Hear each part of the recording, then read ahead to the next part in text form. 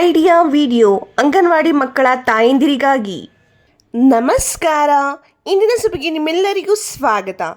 ಕಳೆದ ವಾರದ beet rice pulao ಎಂಬ ವಿಷಯದ ಕುರಿತು ತೋರಿಸಲಾದ ವಿಡಿಯೋದ ಮಾಹಿತಿ ಮತ್ತು ವಯಸ್ಸಿಗೆ ಅನುಗುಣವಾಗಿ ನೀಡಿದ ಅಭ್ಯಾಸ ಹಾಳೆಯ ಮಾಹಿತಿಯನ್ನು ನೀವು ನಿಮ್ಮ ಗುಂಪಿನಲ್ಲಿ ಚರ್ಚಿಸಿ ಮಕ್ಕಳೊಂದಿಗೆ ಹಂಚಿಕೊಂಡಿದ್ದೀರಿ ಎಂದು ನಾವು ಭಾವಿಸುತ್ತೇವೆ. ನಿಮ್ಮ ಆಲೋಚನೆಗಳು ಮತ್ತು ಅನುಭವಗಳು ನಮಗೆ ಮುಖ್ಯ. ದಯವಿಟ್ಟು ಅವುಗಳನ್ನು ನಮ್ಮೊಂದಿಗೆ ಹಂಚಿಕೊಳ್ಳಿ. ಈಗ ಇಂದಿನ ಕಾರ್ಯವನ್ನು ಪ್ರಾರಂಭಿಸೋಣ. ಅಲ್ಲಿಯವರೆಗೆ ವಿಡಿಯೋವನ್ನು ಇಲ್ಲಿ ಪಾಸ್ ಮಾಡೋಣ. ಬನ್ನಿ ಈಗ ಮುಂದಿನ ಚಟುವಟಿಕೆಯನ್ನು ಮಾಡೋಣ. ಇದರ ಹೆಸರು ಮಾಡಿ ನೋಡೋಣ. ಎಲ್ಲ ತಾಯಂದಿರು ಸಾಲಿನಲ್ಲಿ ಕುಳಿತುಕೊಳ್ಳಿ.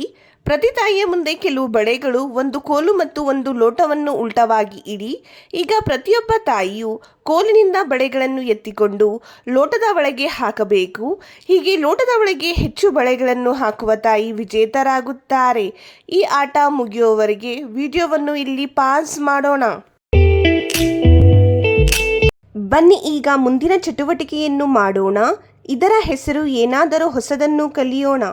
ಲಾಂಡ್ರಿ ಬ್ಯಾಗ್ನಲ್ಲಿ ಬಟ್ಟೆಗಳು ಅಚ್ಚುಕಟ್ಟಾಗಿ ಮತ್ತು ವ್ಯವಸ್ಥಿತವಾಗಿರುತ್ತವೆ. ಇದು ಕೊಳಕು ಮತ್ತು ಸ್ವಚ್ಛವಾದ ಬಟ್ಟೆಗಳನ್ನು ಬೇರ್ಪಡಿಸಲು ಸಹಾಯ ಮಾಡುತ್ತದೆ.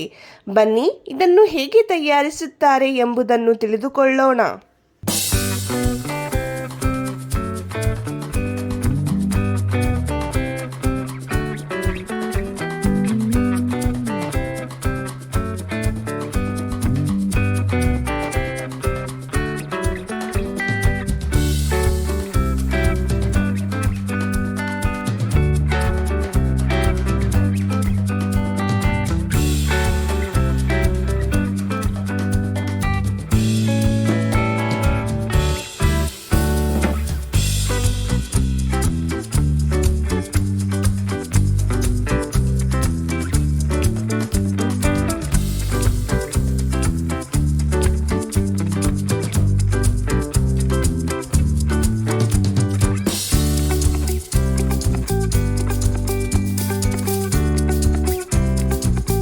ಈ ವಿಡಿಯೋದಿಂದ ನೀವು ಹೇಗೆ ಪ್ರಯೋಜನ ಪಡೆಯಬಹುದು?